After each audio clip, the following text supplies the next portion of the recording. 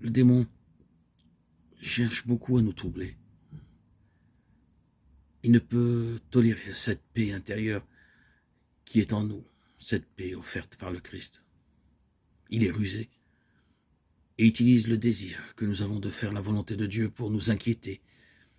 Il ne faut pas nous laisser avoir. Quand quelqu'un est loin de Dieu, l'adversaire le tente par le mal. Il l'attire à des choses mauvaises. Mais quand quelqu'un est proche de Dieu, l'aime, ne désire rien autant que de lui plaire et de lui obéir, le démon, s'il le tente encore par le mal, mais cela est facile à reconnaître, il le tente davantage par le bien. Cela signifie qu'il se sert de notre désir de faire le bien pour nous troubler, en suscitant des scrupules ou en nous présentant un certain bien que nous devrions réaliser, mais qui est au-dessus de nos forces actuelles, ou qui n'est pas celui que Dieu nous demande.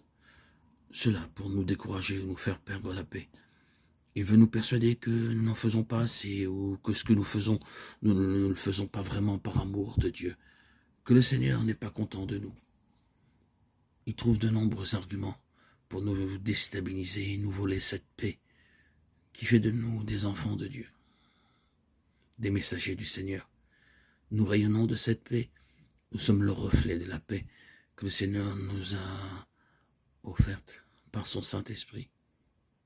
Et il en est jaloux.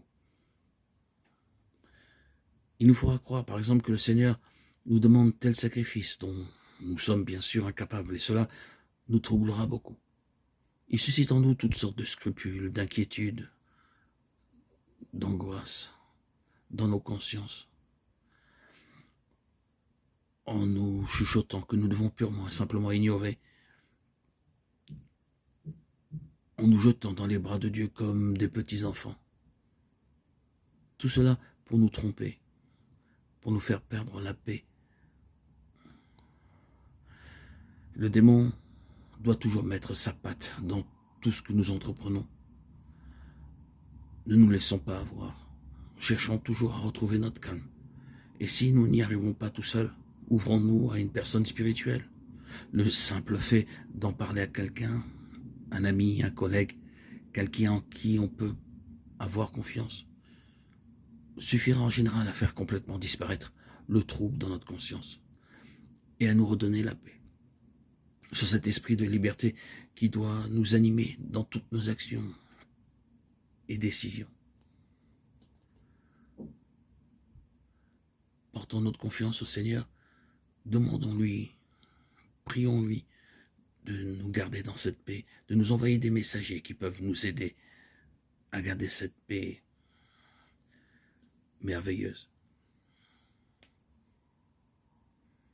Ce joyau qu'est l'Esprit Saint puisse toujours rester en nos cœurs, résider dans cet écrin qu'est le temple de Dieu, cet esprit qui fait de nous des enfants de Dieu. Préservons-le. Ne nous laissons pas étouffer par les sentiments anxiogènes et sentiments négatifs que le démon désire nous infuser dans nos cœurs.